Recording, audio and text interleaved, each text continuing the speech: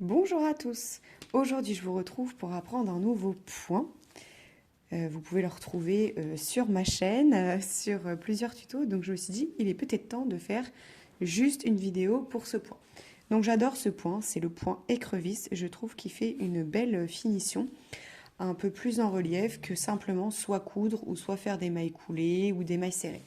Donc, voilà. Donc, le point écrevisse, c'est un point, du coup, qui est fait que de mailles serrées. Donc ça, c'est le devant de l'ouvrage. Et ça, c'est le derrière. Donc voilà. Donc en fait, la particularité de ce point, c'est de faire des mailles serrées, mais dans l'autre sens. Comme vous voyez, là, je n'ai pas fini.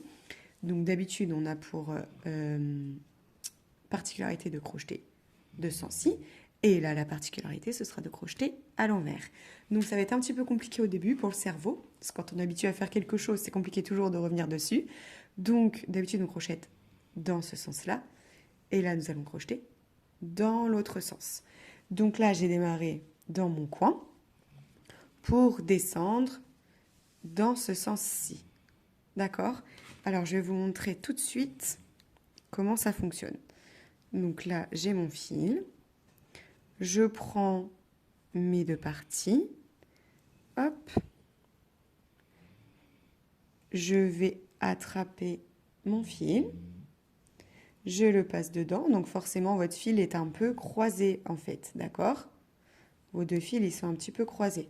Parce que du coup, là, j'ai mon fil qui fait ma boucle. Là, en venant par ici, ça va tendre votre point. Hop. Ensuite, j'attrape mon fil. Je le ressors. Donc là, du coup, le fil que je viens d'attraper est croisé sur la boucle que j'avais déjà.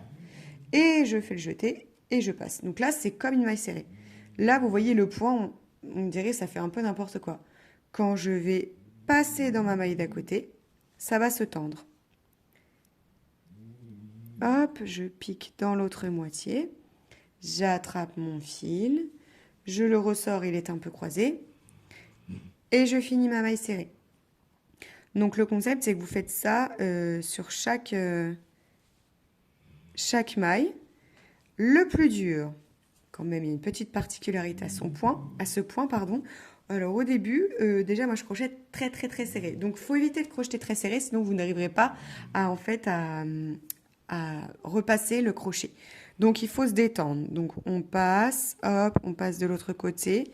Et c'est là où en fait vous tirez bien votre fil et vous le passez bien comme ça. Là, vous avez de la place pour repasser.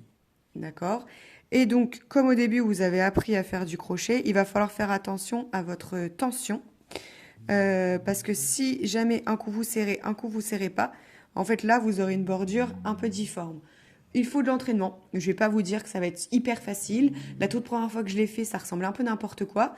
Donc du coup, je me suis entraînée. Après, j'ai redéfait. Et la deuxième fois, du coup, c'était la bonne. Donc voilà. Après, pour tourner, c'est la même chose, hein, vous faites pareil.